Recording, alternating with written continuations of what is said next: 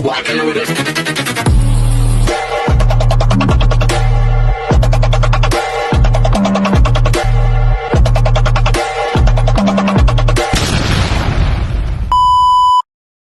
Hi everyone! Good afternoon! I'm back! It's your Mama Sam dito sa Sam Sam TV. Kamusta naman kayo mga amigo, amiga, kumare at kumpare? Sana lahat kayo ay okay na okay ngayong araw na ito. At syempre kung ako naman ang tatanungin nyo, sa awa naman ng Diyos, fresh overload pa rin ang kagandahan ng Mama Sam ninyo, di ba? Ganyan talaga kapag umiinom ka daw ng maraming vitamin C, charot. So yun, so kamusta naman? So sana lahat kayo ay okay na okay ngayong araw ng Saturday. Syempre shout out tayo sa mga kaibigan natin na nasa parting Saudi Arabia na ngayon ay alam ko nagwo-work sila kasi doon ay umaga pa lang, 'di ba? Simula pa lang ng araw nila ng trabaho nila.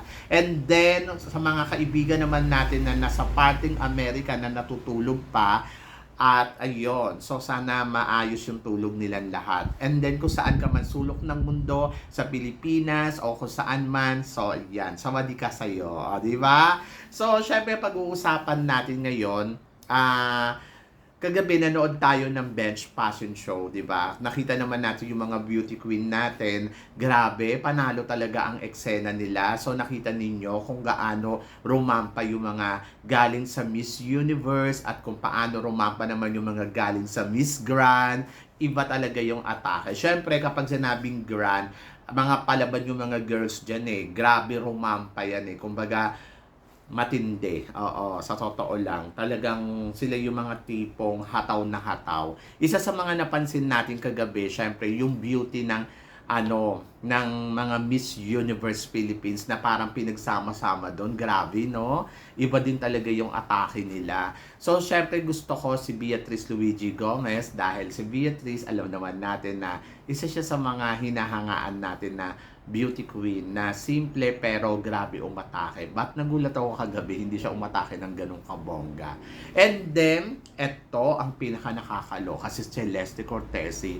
Talagang grabe talaga yung wow ni Celeste at nakakaloka ang kaseksihan. Diyos ko, napaka-Diyosa. Sabi nga ganon, kung si Michelle D ay isa sa mga nagpasabog kagabi, well, si Celeste naman ang isa sa mga may wow kagabi. Do you agree? Ako agree ako dun ha, in fairness kay Celeste. Sobrang takaw eksena. Ang ganda ng katawan, no? Kung iisipin mo, parang kung sasali kaya siya sa Miss Grand, mananalo kaya siya. Hindi ko lang alam kasi may tattoo siya. Pero yung beauty na meron siya, ay nako, iba. Winner talaga. And then, eto nga, sabing gano'n, si CJ Opiasa, grabe daw yung atake daw talaga sa entablado. Totoo naman, iba talaga si CJ, sobrang kabog na kabog.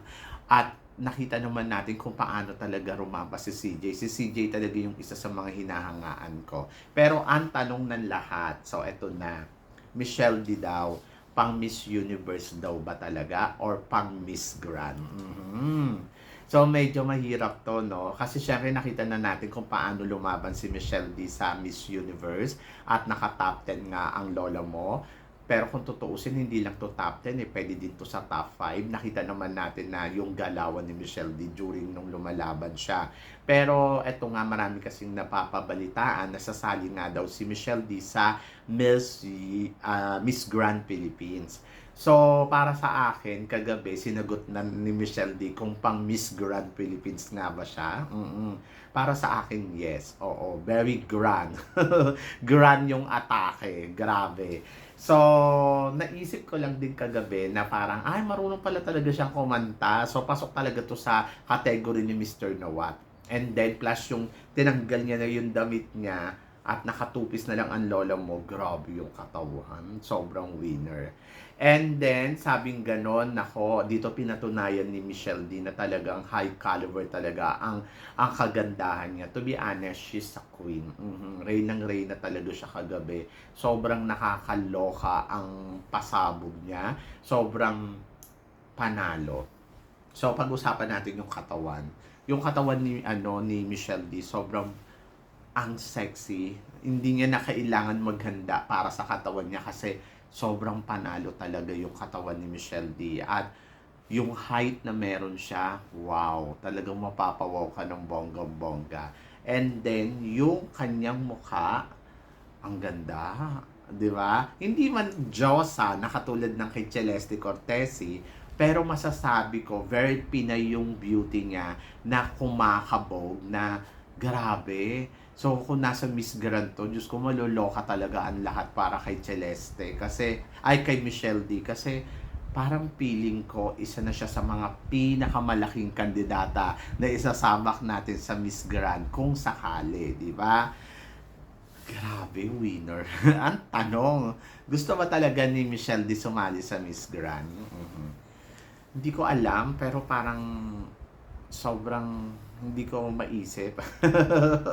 Sa totoo lang, hindi ko naiisip. Siguro, pagdating sa pasarela, kailangan lang magpa-polish lang, hindi magpa-train. Ipapolish lang konti yung kanyang pasarela na para maging attacking Miss Grand. Siguro magpaturo siya kay CJ Opiasa. Dahil si CJ kagabi, in fairness, talagang very grand talaga yung lakad. Ang sexy, sobrang panalo yung mga pitik, panalo yung mga hataw, and naniniwala ako na ang standard dapat ng mga babae pinapadala natin sa Miss Grand, yung walk or caliber talaga ni CJ Opiasa. Ay nako, Diyos ko. Pero kung sasabihin mo, yung styling ba ni Michelle D ay oobra ba para sa Grand? Oo naman. Walang duda. Sa totoo lang, walang duda. Parang naniniwala ako na kaya ni Michelle D talagang ipanalo ang Miss Grand kung sakaling sasali siya dito. Sa Miss Grand Philippines, 100% siya na yan.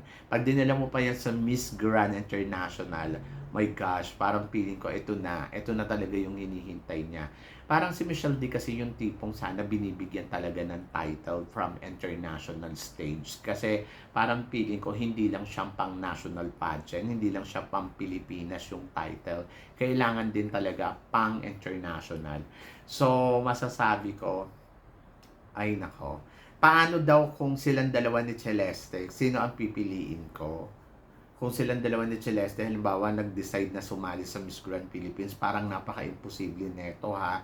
Pero parang feeling ko, I choose to Michelle D. Oo. Kasi si Michelle D kasi, yung styling niya talaga very grand lagi. Yung alam mo yun, yung lagi siyang pasabog, lagi siyang may paandar, lagi siyang maeksena at very queenly talaga. Hindi katulad ni Celeste, ganda, yes, ganda talaga. Wala akong masabi sa ganda ni Celeste. Pero yung atake na sasabihin mo na pang grand ba talaga yung beauty niya? Yung beauty tipong pag dumating ba siya parang ano kasi minsan may mga weak na ano siya eksene saka minsan yung mga damitan niya hindi din natin masabi pero kung si ano to si Michelle D parang mas ilalaban ko si Michelle D more than kay Celeste Cortesi parang mas kayang umatake ni